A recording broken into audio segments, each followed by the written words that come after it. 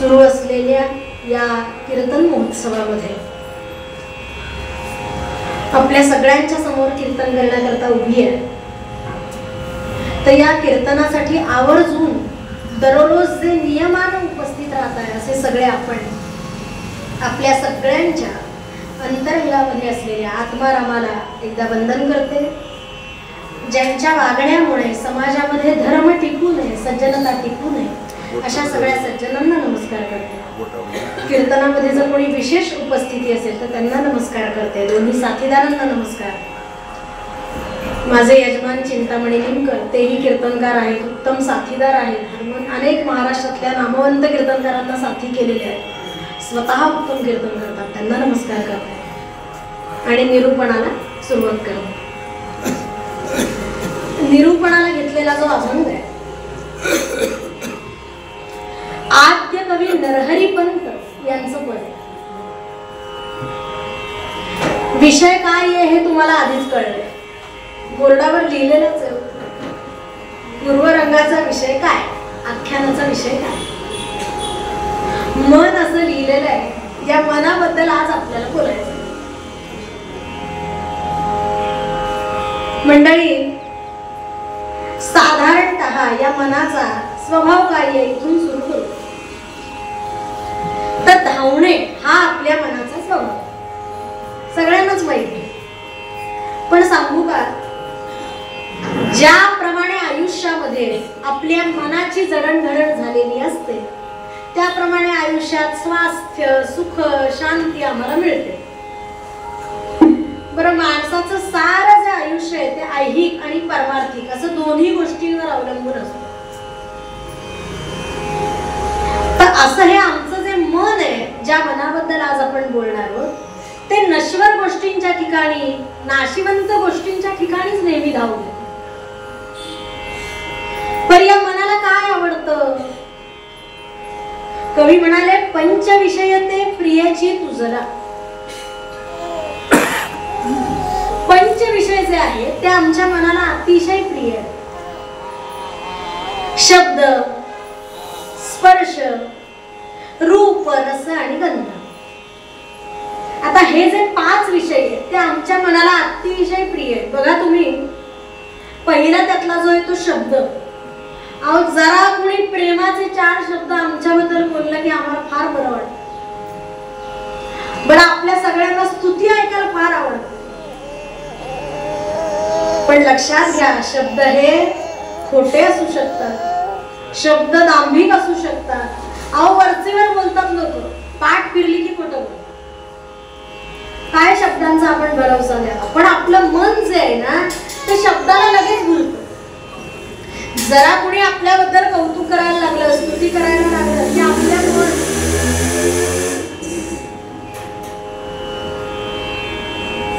लगेच त्याकडे आमचं मन धावलं. आता वास्तविक मी कीर्तनाला उभी आहे, पण माझ्या मनात असं आलं की किती हा फास्ट जातोय बघायचं, काय धडपड चालली, त्याचा काय जीव चाललाय, असंच आपल्या मनात आहे. म्हणजे देहाने मी कीर्तनात उभी आहे, तुम्ही सगळे श्रवण आलाय, बरोबर आहे. पण खरं सांगा, मनात हे आलं की नाही? सांगायचं असं की असं हे आमचं मन जे आहे ते सदोदी तिकडे तिकडे धावत आहे, नुसतं धाव घेत. दुसरा सांगितला स्पर्श. मायावी स्पर्श झाला की खरंच कुणीतरी आमच्यावर प्रेम करते असा आभास निर्माण होतो. एक फार छान उदाहरण याकरता दिलं.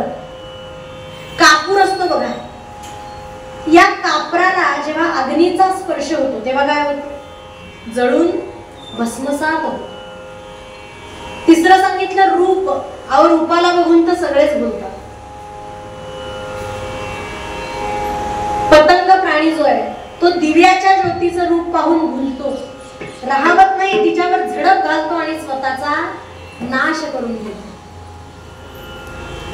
आपणही तेच बघतो, सगळे रूपच पाहतात. मुलगी बघायला जेव्हा जातो, कार्यक्रम जेव्हा असतो मुलगी बघण्याचा, आपण रूपच बघतो, स्वरूप बघतच नाही. स्वरूप आपल्याला नंतरच कळतं. सद्गुरुनाथ माझ्या सासूबाई फार छान म्हण म्हणायच्या. त्या म्हणायच्या, हल्ली मुलांचं कसं आहे, गोरी दिसली गालात हसली की झाली. आता नाहीत त्या, 4 वर्ष झाली जाऊन, पण मला फार आवडतं त्यांचं, आठवतं ते वाक्य की आत्ताची ही पद्धत आहे. पण पूर्वीची लोक बघा, अनेक सवयी आधी बघायच्या. त्या मुलीला स्वयंपाक येतो का, तिचं वागणं बोलणं कसं आहे. पण आत्ताची जी पिढी आहे, म्हणजे ही जनरेशन आमची किंवा आमच्या नाही, आपण साधारण रूप बघतो. असो, मुद्दा असा की आमचं मन जे आहे ते रूपाला भुलतं. त्यावर जास्त निरूपण नको. सांगायचं असं, शब्द स्पर्श रूप रस, आपल्या रसनेवर जर आपला ताबा नसेल तर जीवनामध्ये अनेक नाना संकट ओढवण्याची शक्यता आहे. गोंदवलेकर महाराजांचं फार छान वाक्य आहे. महाराज म्हणायचे, ज्याने जीभ जिंकली त्यांनी 50% परमार्थ जिंकला. त्याला दुसरं साधन करायची गरजच नाही म्हणाले. रसनेवर आपल्या ताबा पाहिजे. कोळी बघा, जेव्हा पाण्यामध्ये जाळ्या टाकतो तेव्हा त्या जाळ्याला पुढे एखादा खाद्यपदार्थ लावून ठेवतो. तर असं हे आमचं मन, शब्द स्पर्श रूप रस आणि गंध. आता जिथे सुगंध असेल तिथे माणूस आपोआप आकर्षित. सांगायचं असं की असं हे आमचं मन शब्दांना पंचविषयाला बोलतं. कवी म्हणाले, पंचविषयते प्रियची तुझला व्याधी संकटे जरी ग्रासला. अभंगाची एक एक ओळ जी आहे ती आधी पूर्ण करते आणि मग भावार्थ सांगणार. आमचं जे मन आहे ते संसारातच रममाण होतं, तिथेच घुटमळतं. अहो, अनेक व्याधी येतात, अनेक संकट येतात. आपण म्हणतो सुद्धा फार चढ उतार पाहिले तर, पण तरी त्यातनं बाहेर पडण्याचा विचार करत नाही. तुम्ही म्हणा एखाद्याला, काय येताय का कीर्तनाला, ते म्हणणार आले असते हो, पण घरात नातवंड सांभाळायचे, काय सांगणार तुम्ही. काही जण आम्हाला म्हणतात, अहो मी नेमकं कीर्तनाला यायला निघालो आणि नेमके पाहुणे झाले. तर हे त्यांना सांगायचं नाही.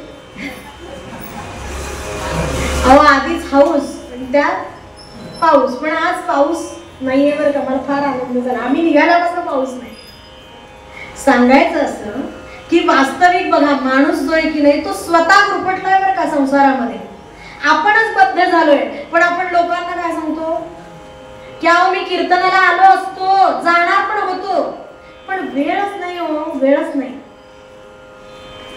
पण मी तुम्हाला एक प्रश्न विचारते, खरं सांगा, मनाने जर ठरवलं, आजचा माझा विषय काय, मन आहे की नाही, मग आता मला खरं सांगा, मनाने जर आपल्या ठरवलं की कीर्तनाला जायचंच तर येता येतं की नाही. अहो तुम्ही सगळे का आलाय सांगा बरं. अहो मनाने ठरवलंय की काही झालं तरी आवरायचं आणि निघायचं. खरं आहे की नाही, हो म्हणा. असंच आहे. अहो माझ्या नलिनीताई कुलकर्णी, ज्यांच्याकडे मी थोडंफार शिकले, आता नाही, त्या फार छान सांगायच्या. म्हणायच्या, ज्या मनाबद्दल आपण भरभरून बोलतो ते मन कधी कोणी पाहिलंय का बरं. कुठं असतं तेही काही नक्की माहिती नाही, कोणी काही पाहिलं नाही, कोणी काही कोणाला कधी काही दिसलं नाही, पण तरी आहे की नाही. आणि याला एक फार छान उदाहरण त्या द्यायच्या. मला आता ते पूर्ण जसंच्या तसं नाही आठवते, पण जेवढं आठवतंय त्या म्हणाल्या, एक जांभळाचं झाड होतं आणि म्हणे त्या जांभळाच्या झाडाला छान अशी पिकलेली जांभळं लागलेली आणि एक त्यातलं जांभूळ टपकन खाली पडलं. आता म्हणे ते टपकन खाली पडलं, त्याचा आवाज आला कानांना, पाहिलं ते डोळ्यांनी, खाल्लं ते जिभेनी, पण आनंद झाला एकाला. कुणाला सांगा. छान आहे की नाही.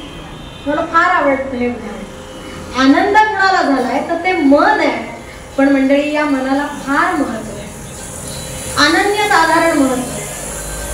कारण सगळं आमचं आयुष्यात जे काही आम्हाला मिळणार आहे ते सगळं मनावर अवलंबून असतं. मनाने ठरवलं तर सगळ्यात सुख आहे, मनाने ठरवलं तर कशातही रमायचं नाही. आणि म्हणून आमचे नरहरी पंत म्हणतात, घेशील धाव मना तू, किती रे घेशील धाव. किती सोपा सरळ अभंग आहे बघा. महाराज म्हणाले, बाबा रे किती रे घेशील धाव,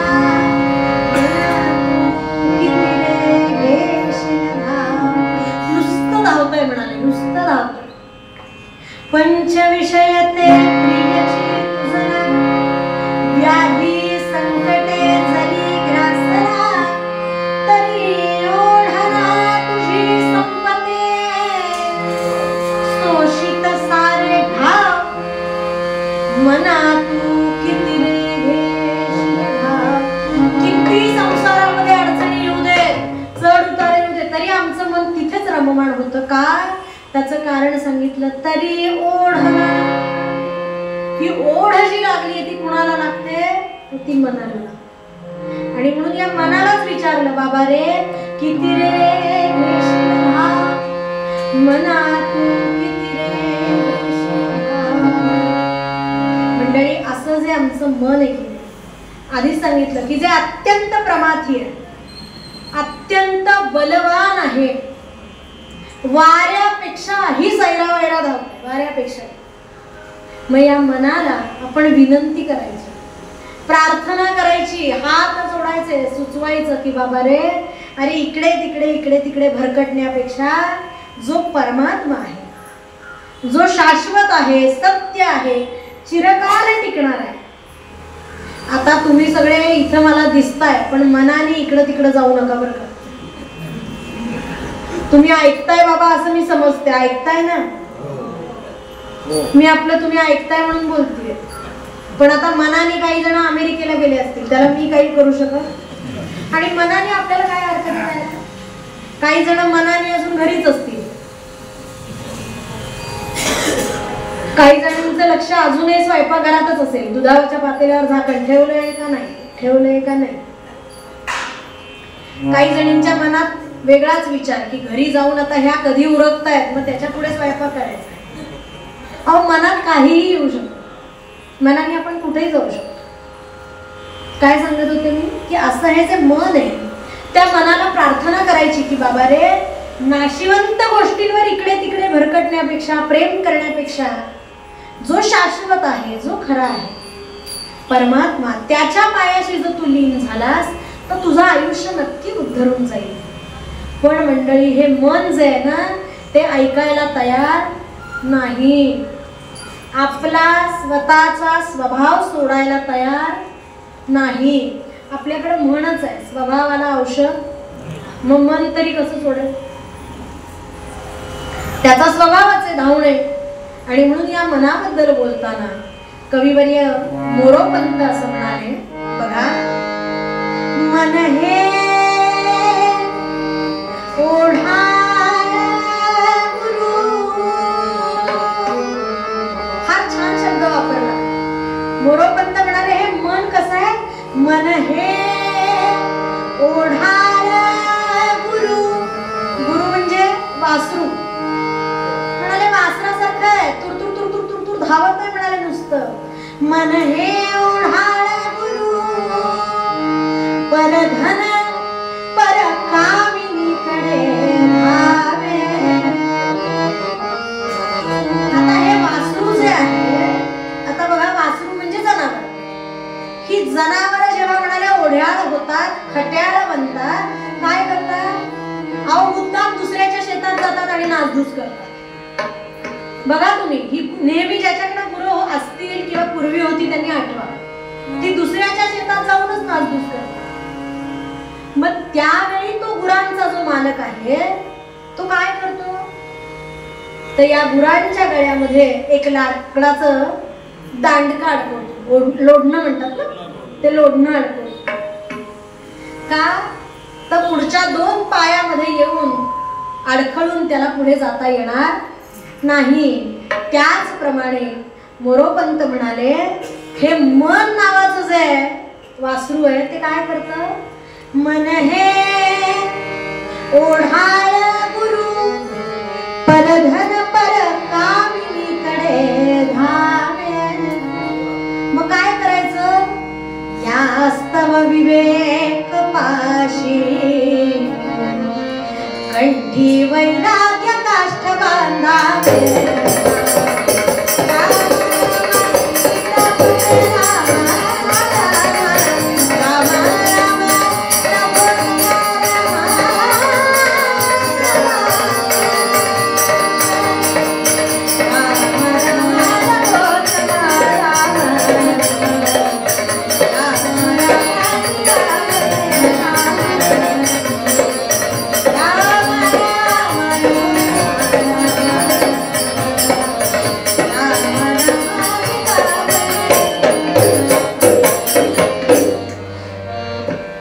हे मन नावाचं जे वासरू आहे ते परधन परकामिनीकडे धाव घेत येतं. मग काय करायचं तर विवेकाचं वैराग्याचं लोंढणं त्याच्या गळ्यात अडकवायचं, म्हणजे त्याला पळता येणार नाही. मंडळी, ज्या मनाबद्दल आपण बोलतोय, अहो हे मन इतकं प्रमाथी आहे, इतकं बलवान आहे की तुम्हाला काय सांगू. आपण सगळे शाळेत असताना बघा तुकडे असायच्या की नाही? हो म्हणा. आता बघा अ तुकडी, ब तुकडी, अजून काय क ड. मी तर कायम क तुकडीत होते, कायम, खोटं नाही सांगत, कायम. कधीच मला ब तुकडीत पण नव्हते. तर शाळेत असताना अशा, आणि तेव्हा असं आमच्या वेळेला असं असायचं, म्हणजे अ तुकडीतली मुलं फार हुशार, बतली जरा त्याच्या, क मधली जरा माझ्या लेकाला हसायला येते, तो फार हुशार आहे, असं सांगायचं. असं की अशा तुकड्या असायच्या, बरोबर. तर आता ना अशीच एक म नावाची तुकडी होती बरं का, ऐकली का तुम्ही कधी? बघा, तर ही म नावाची तुकडी होती. बरं, या विद्यार्थी, या वर्गातले जे होते 10 विद्यार्थी होते. किती? 10. आणि या वर्गाचं एक वैशिष्ट्य होतं की विशेष म्हणजे या वर्गातले 10च्या 10 विद्यार्थी चंचल होते. 10च्या 10. पण सांगायचा मुद्दा असा की तिथे सुद्धा आमच्या मनाने पहिला नंबर लावला. तिथं सुद्धा आमच्या मनाने पहिला नंबर काढलेला. बघा, मनो मधुकरो मेघो, मनो मधुकरो मेघो, मानिनी मदनो मरुत, मामदो मर्कटो मत्स्य, मकारा दश चंचला,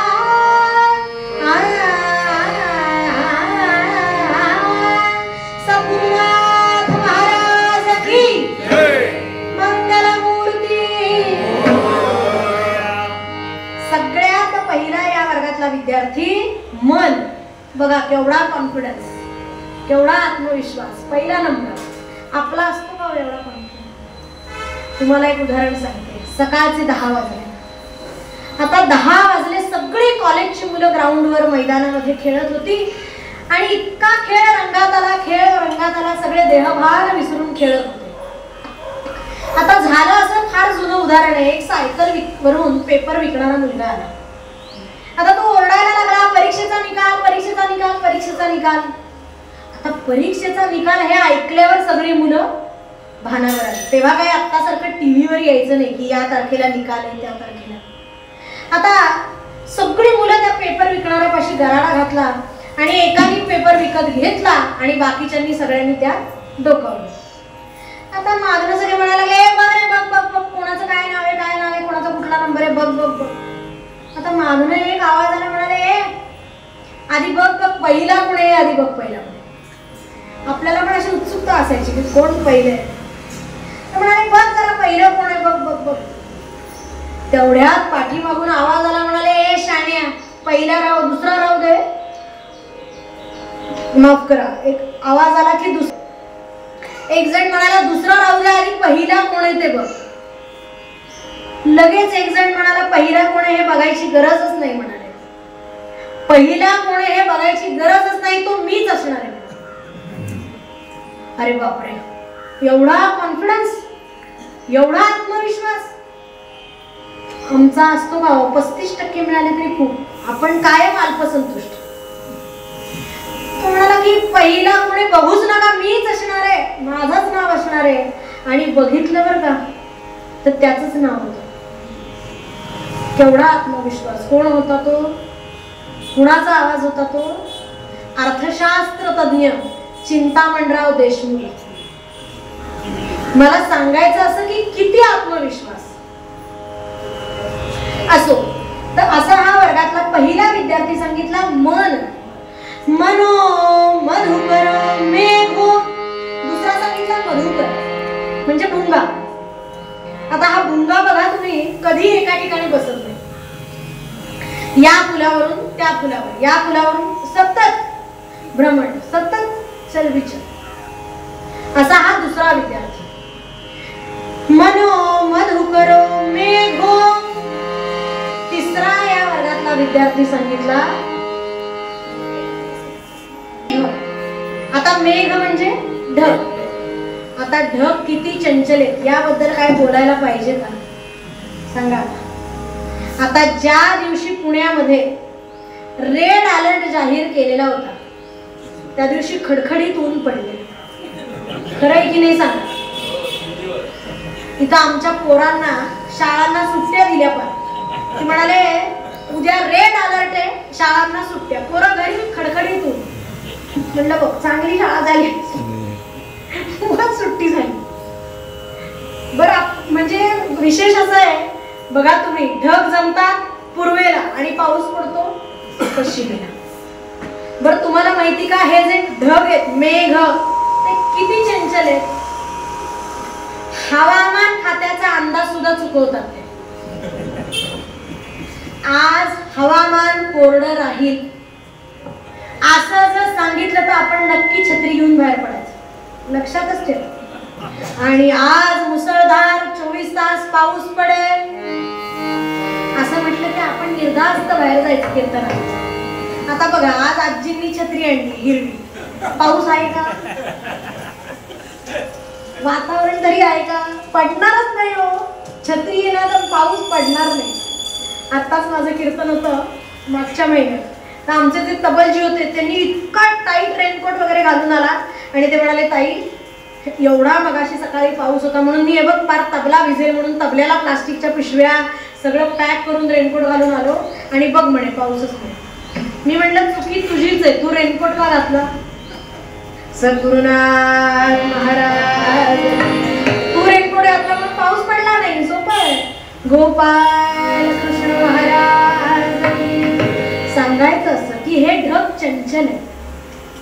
तिसरं उदाहरण पुढे मनो मधुकरो मेघो मानिनी मलनो मरुत. चौथा या वर्गातला विद्यार्थी सांगितला मानिनी. मानिनी म्हणजे स्त्री. आता स्त्रिया किती चंचल असतात यावर एक पूर्वरंगच होईल. 8 दिवस कीर्तन होईल याच्यात. अहो साधं कीर्तनाला निघालं तरी इतकं चंचल असतं आमचं मन. ही साडी नेसू नको हीच नेसते. मग परत विचार येतो नको जाऊ दे ही पण नको ती नेसते. बरं कीर्तनाला बसलं तरी धड बसत नाही. सारखं इकडं तिकडं इकडे इकडे बघितलं की इकडे बघायचं. किती चंचल. बरं असं म्हणतातच की महत्वाच्या खाजगी गोष्टी स्त्रियांना सांगू नये कारण त्यांच्या पोटात म्हणे काही राहत. असं हे हा वर्गातला चौथा विद्यार्थी सांगितला मानिनी. एक जण असेच कीर्तनाला खूप प्रकारचे श्रोते असतात बरं का. व्हरायटी श्रोते असतात. एकाने मला प्रश्न विचारला म्हणाले ताई स्त्री आणि स्त्री यात फरक काय.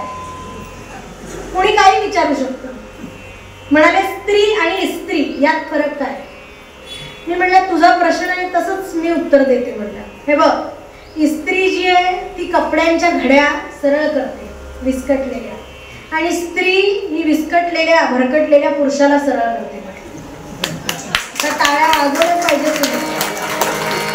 आणि ऐका दुसरं पण फार छान आहे ज्याला तुम्ही टाळ्या वाजवा.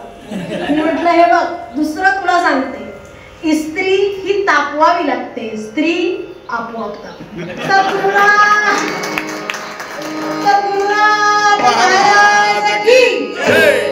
काही कारण नाही लागत चिडायला लगेच राग येतो.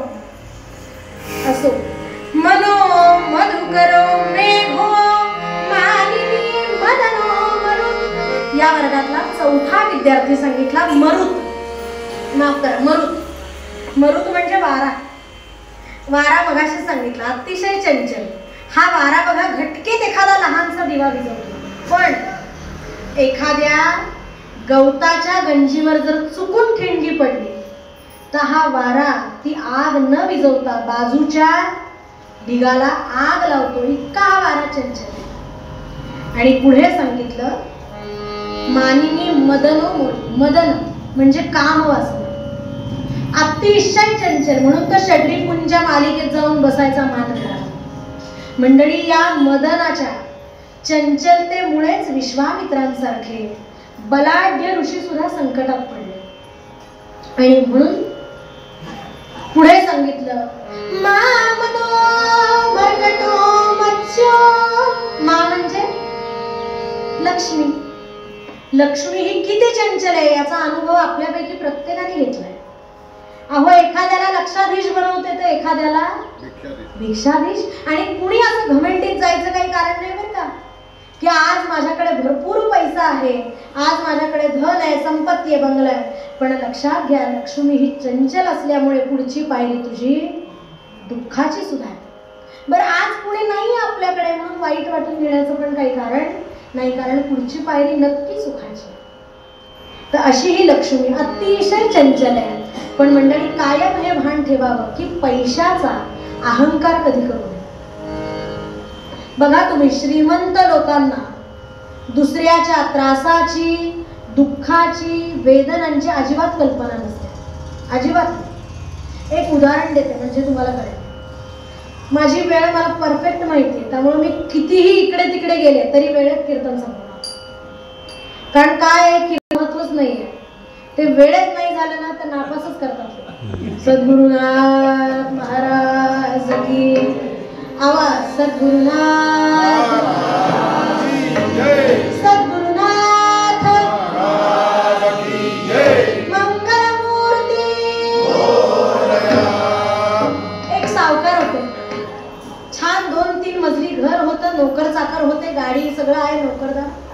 आणि त्यांच्या घरासमोरून एक भिकारी चाललेला. भिकारी गावामध्ये खूप हिंडला फिरला, त्या बिचाऱ्याला काही मिळालं नाही त्या दिवशी. आणि नेमका या सावकारांच्या घरासमोरून जात होता. एवढ्यात सावकार घराच्या वर माडीवर बसलेले त्यांनी पाहिले. आणि सावकार काय करायचे, केळी खात होते आणि सालं खाली फेकत होते रस्त्यावर. अशी खूप लोकांना सवय असते बघा, आपलं घर चकाचक ठेवायचं आणि बाहेर कचरा टाकायचा. आता या भिकाऱ्याने ती सालं बघितली आणि त्याला फार आनंद झाला. त्याने विचार केला, काही नाही, आज केळीची सालं खाऊ म्हणाले. आणि म्हणून त्या बिचाऱ्याने, लक्षात घ्या, ज्याच्या पोटात भूक आहे, खरी भूक आहे, त्याला काही चालतं. आणि त्याने विचार केला, केळीचं साल तरी खाऊ, म्हणून ते साल खायला सुरुवात केली. त्या सावकाराने पाहिलं, म्हणाले, ताबडतोब पत्नी आहे म्हणाले. त्या नोकराने फरफटत जिन्याने त्याला वर नेलं आणि म्हणाले, काय रे, आम्ही इथं केळी खातोय, तू खाली सालं खातोय त्याची उचलून, लाज नाही वाटत? नोकराला सांगितलं, याला 40 फटके द्या म्हणाले.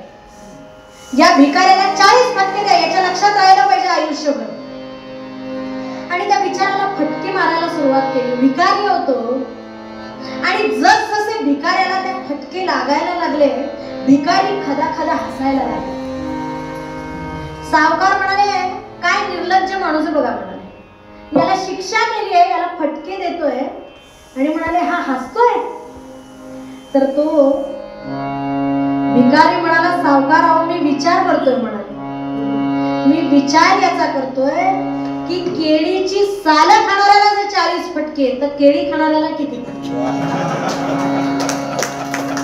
मला काय सांगायचंय की पैशाचा जो माज आहे, श्रीमंतीचा जो अहंकार आहे, तो बघा तुम्ही, इतर सगळ्या गोष्टींचा अहंकार जातो, कालसापेक्ष असतो, पण पैशाचा माज हा आयुष्य संपलं तरी संपत नाही. आणि म्हणून या वर्गातला पुढचा विद्यार्थी सांगितला, लक्ष्मी म्हणजे मा, की जी अतिशय चंचल आहे. आणि म्हणून मनो मधुकरो मेघो मानिनी मदनो गुरु मा मदो मर्कटो मत्स्यो. मा नंतर मद सांगितलं म्हणजे अहंकार, जो अतिशय वाईट आहे, घातक आहे. एखाद्याला आकाशात नेऊन ठेवतो, एखाद्याला पाताळात नेऊन ठेवतो. पुढे सांगितलं मर्कट म्हणजे मासे, नाही माकडं. माकडं बघा तुम्ही कुठलाही माकड घ्या, कधी एका ठिकाणी 10 मिनिटं बसले असं दिसतं का? सतत या झाडावरून त्या झाडा, या झाडावरून त्या झाडा. आणि पुढचा विद्यार्थी सांगितला मासे, मत्स्य. मासे बघा कधीही स्थिर नसतात. आणि सांगायचा मुद्दा असा की असं हे 10 विद्यार्थी असलेला असा हा वर्ग, पण त्यातही आमच्या मनाने पहिला नंबर लावला. आणि म्हणून आमचे नरहरी पंत म्हणाले, किती रे कृष्णधार मना तू, किती रे कृष्णधार. त्यासाठी एक तुकोबारायांचा फार छान अभंग आहे, फार छान सारे ग प ध सा सा ग प ग काय म्हणाले तुकोबा? आधी आधी मन गेली हाती, आधी आधी मन गेली हाती, आधी आधी मन गेली हाती.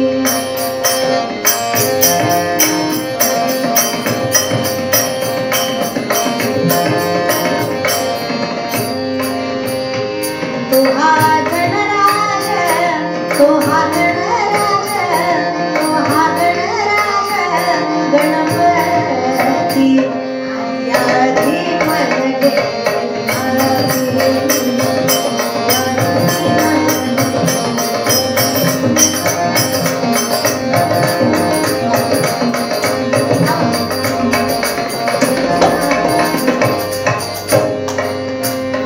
मन जीवाचा प्रधान, मन जीवाचा प्रधान, मन माझे नारायण, मन माझे नारायण, मन माझे नारायण. आधी आधी मन गेली हाती, आधी मन गेली हाती.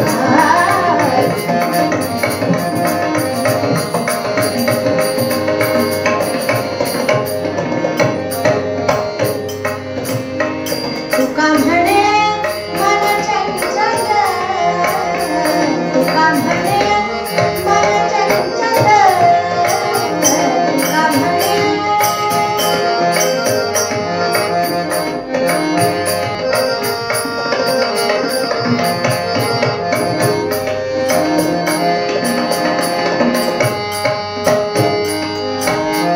तुका म्हणे मन चंचल, तुका म्हणे मन चंचल.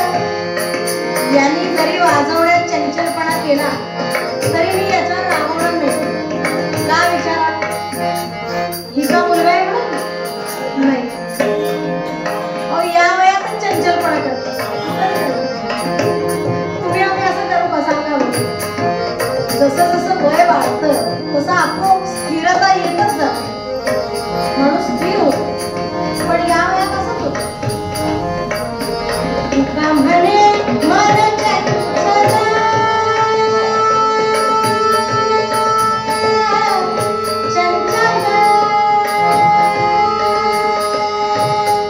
तुका म्हणे मन चंचल, चंचल, तुका म्हणे मन चंचल, तुका म्हणे.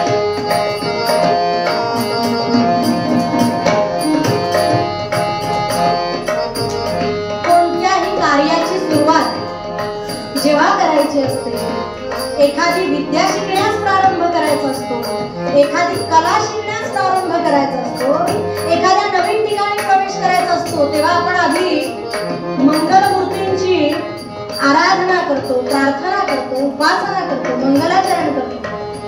त्याचप्रमाणे तुकोबा म्हणाले व्यवहारामध्ये आणि परमार्थामध्ये सुद्धा ज्याला आपलं मन ताब्यात घेता आलं, आधी म्हणाले या मनाचं पूजन करावं. ज्याप्रमाणे परमार्थामध्ये मंगलमूर्तींचं पूजन करावं, तसं व्यवहारात म्हणाले आधी मनाचं पूजन करावं.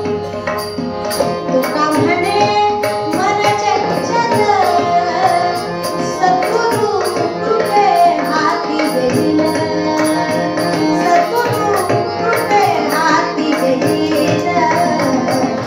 आधी मन गेली हाती, आधी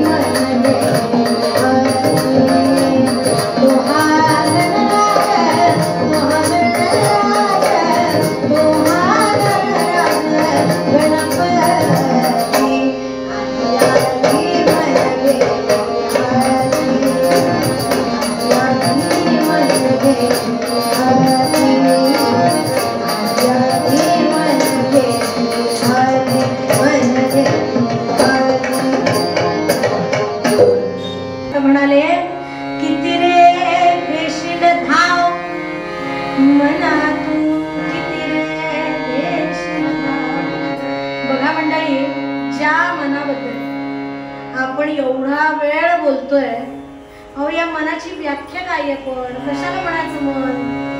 तर श्रुती मातेनं मनाची फार छान आणि छोटी व्याख्या केली थोडक्यामध्ये. बघा, संकल्प विकल्पात्मक मनः, एवढीच व्याख्या. म्हणजे काय? तर ज्या ठिकाणी संकल्प आणि विकल्प दोन्हीही बघायला मिळतात त्याला म्हणायचं मन. बघा, आपलं मन कायम द्विधा असतं बरं का, कायम द्विधा. एक उदाहरण सांगू का? हो म्हणा. आता समजा माझं कीर्तन आता तुम्ही ऐकताय किंवा कुणाचंही कीर्तन ऐकत असताना मनामध्ये विचार आला की इतकं छान नम्रताने कीर्तन केलंय बरं का, जीव तोडून कीर्तन केलं. तर म्हणाले आपण असं करूया, कीर्तन झाल्यावर नम्रताला 100 रुपये देऊया. असा संकल्प केला बरं का. अहो असा संकल्प केला की दुसऱ्या मिनिटात मनात आलाय काय नको, ते देशपांडे काका ते बाकीचे बघते, सद्गुरुनाथ महाराज काय द्यायचं ते देतील विदागी, आपण कशाला. मी एक उदाहरण दिलं बरं का. सांगायचं असं, आपलं मन बघा कायम द्विधा असतं. दारामध्ये कुणी ब्राह्मण आला, आपल्या मनात येतं की आज छान दिवस आहे, कुळधर्म कुळाचार्य ब्राह्मण आला, 51 रुपये देऊया, दूध दक्षिणा देऊया, असा विचार येतो ना येतो. तोच दुसरा विचार येतो, नको 5 रुपये सद्गुरुनाथ. खरं की नाही सांगायचं असं की असं हे आमचं जे मन आहे ते कायम द्विधा. आणि म्हणून श्रुती मातेनं मनाची फार छान व्याख्या केली की जिथं संकल्प आणि विकल्प दोन्ही बघायला मिळतात त्याला म्हणायचं मन. मंडळी, या मनाबद्दल एक फार छान श्लोक आहे, तेवढा सांगते आणि पूर्वरंग आठव. काय एकदा वेळ कळली ना की बसायचा धीर वाढतो. सद्गुरुनाथ महाराज. विनोद झाला की हसायचो, सद्गुरुनाथ. आमचे बुवा सांगतात, म्हणाले सोमवारी झालेला विनोद काही लोकांना बुधवारी कळतो, मग हसायचं कधी? शुक्रवारी.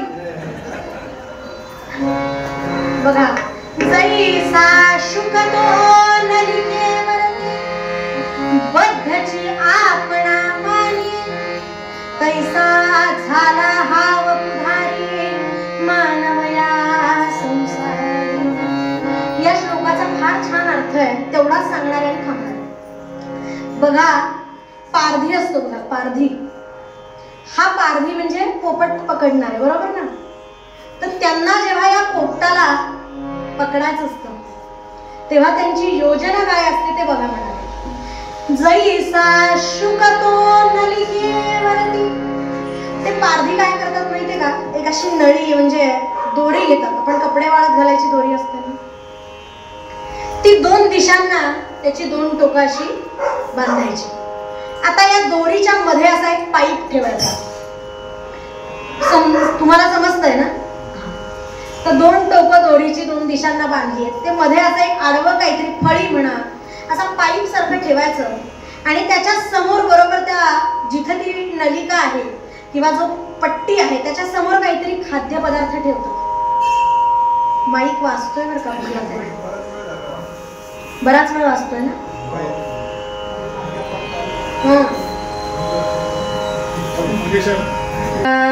महाराज की आवाज. सद्गुरुनाथ सद्गुरुनाथ. काका पुढच्या वर्षी माईकचं सगळ्यांच्या तेवढं बघा बरं का.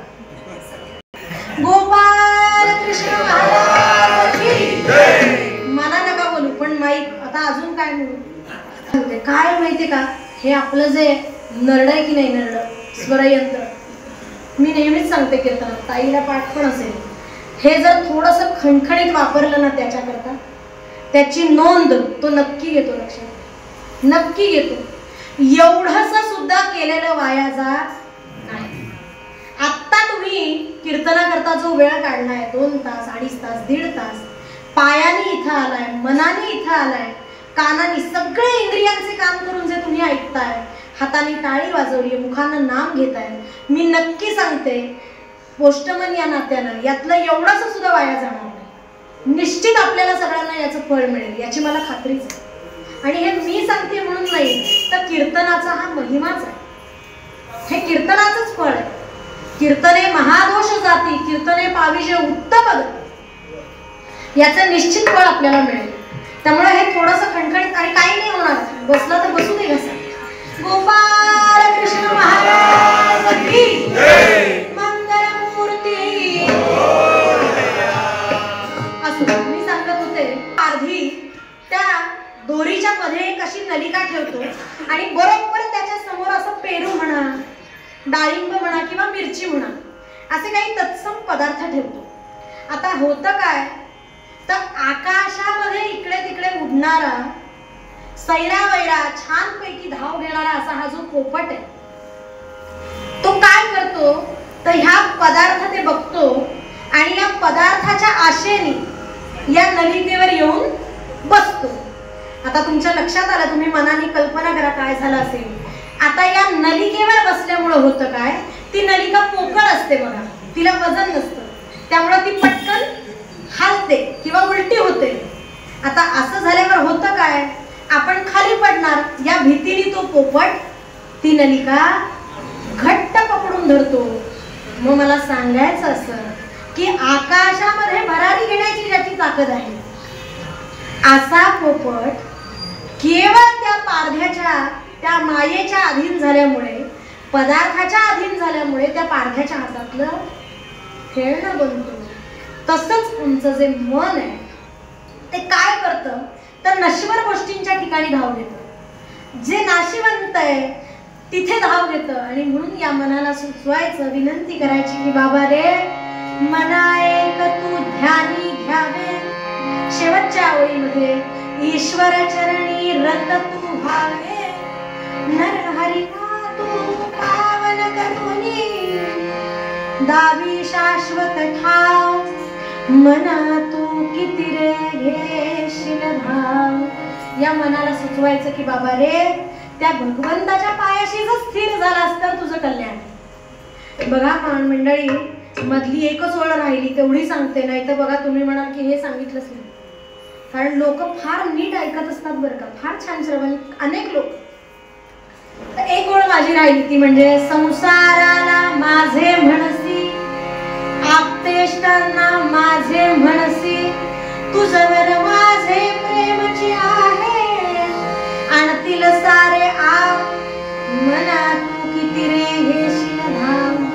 आमच्या मनाची भूमिका काय असते माहितीये का, आम्हाला वाटतं की आपल्या आजूबाजूची सगळी लोक ही माझी आहेत बरं का, जे सगळे नातेवाईक आहेत ना ते सगळे माझे आणि ते माझ्यावर खूप प्रेम करतात. पण मला खरं सांगा, नातेवाईकांचा काही उपयोग असतो का? अहो सगळं झाल्यावर येतात आणि पुन्हा आल्यावर म्हणतात की आधी कळलं असतं तर आम्ही काही केलं असतं.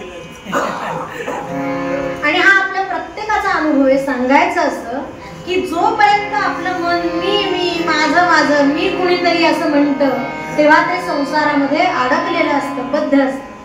पण मी कुणीही नाही, माझं कुणीही नाही, एका भगवंता वाचून असं जेव्हा आमचं मन म्हणतं तेव्हा ते संसारामधून मुक्त झालेलं असतं. आणि म्हणून या मनाला सांगायचंय की तुला कुठं धाव घ्यायची आहे तर भगवंताच्या पायाशी. आणि अशी कुणी धाव घेतली भगवंताच्या पायाशी, कोण स्थिर झालं आणि खरंच मग त्याचं कल्याण झालं का, असा फार सुंदर असा चरित्रभाग आपल्याला बघायचा आहे. मूळ अभंगामध्ये नरहरी पंत म्हणाले, किती रे घेशील धाव